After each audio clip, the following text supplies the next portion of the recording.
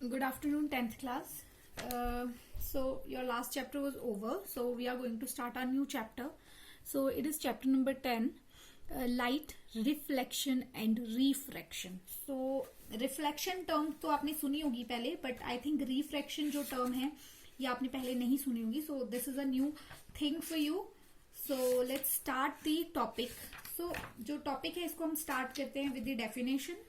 So first of all, what is reflection of light? So reflection मतलब किसी भी चीज की परछाई kind of, like अगर हम layman language में बात करें, so that is reflection, किसी भी चीज की परछाई, reflection बढ़ रही है ऐसे बोलते हैं.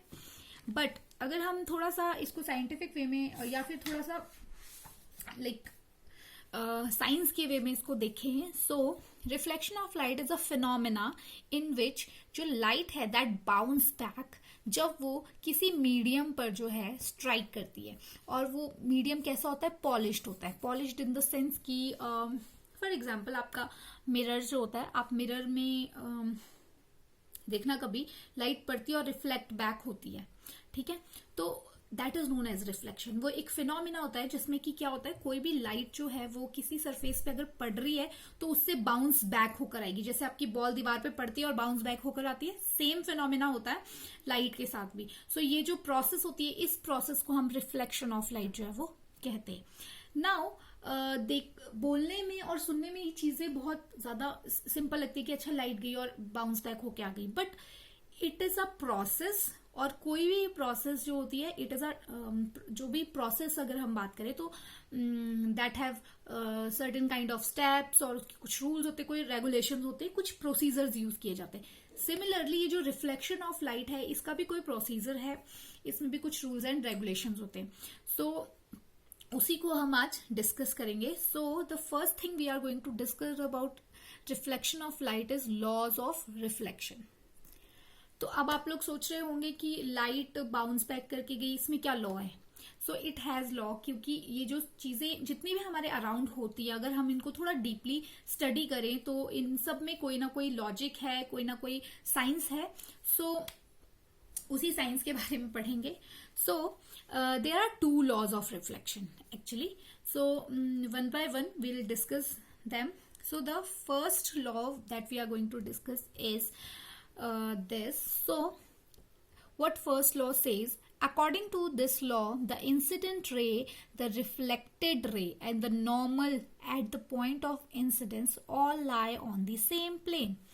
जैसे कि मैंने आपको बोला, लाइट क्या करती है, किसी भी सरफेस से टकरा कर वापस आती है. तो यानी कि जो लाइट रे आ रही होगी, like this is the source, you can call it sun और कोई भी सोर्स, ठीक है, यानी ये सोर्स है जहां से इंसिडेंट लाइट जो है वो आई. तो वो जो लाइट आई, आने वाली जो लाइट है उसको हम इंसिडेंट रे बोलते हैं, ठीक है. सो दिस इज योर सरफेस और मीडियम. अब ये लाइट आई सोर्स से और ये टकरा कर मैंने बोला बाउंस बैक हुई, यानी रिफ्लेक्ट हुई. तो ये जो वापस लाइट मुड़कर गई, ठीक है, वो होती है रिफ्लेक्टेड रे, उसको हम बोलते हैं रिफ्लेक्टेड रे, ठीक है. और this is the surface as I told you. और इस सरफेस से 90 डिग्री पर एक इमेजिनरी रे होती है जिसको हम बोलते हैं नॉर्मल रे, ठीक है. सो this is the first law of reflection, that कि ये जो तीनों रेज हैं, ठीक है, ये जो नॉर्मल की अगर हम बात करें, नॉर्मल की, इंसिडेंट रे की और रिफ्लेक्टेड रे की, ये सेम प्लेन पर होती है, दैट इज दिस प्लेन. ये तीनों सेम प्लेन पर जो है वो एक्ट करती हैं. So this is the first law of reflection. Now the second law of reflection says that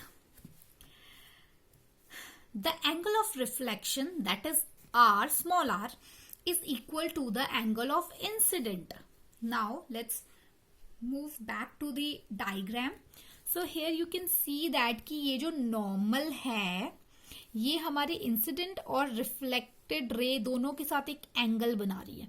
तो सेकेंड लॉ ऑफ जो रिफ्लेक्शन है वो कहता है कि एंगल ऑफ इंसिडेंट जो है that is R, sorry angle of incident मतलब आई, जो एंगल ऑफ इंसिडेंट है that is I is equal to angle of reflection that is R. यानी ये दोनों एंगल्स जो होते हैं वो इक्वल होते हैं, यानी नॉर्मल के साथ दोनों एंगल जो है वो इक्वल बनते हैं. So the second law is angle of reflection is equals to angle of incident. तो these are your two laws of reflection.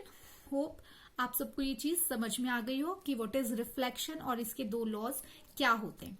So today we will discuss about it only. So your question for this is state the two laws of reflection. आपको two laws of reflection जो है वो explain करने हैं and make sure कि आप diagram भी बनाएं. Thank you.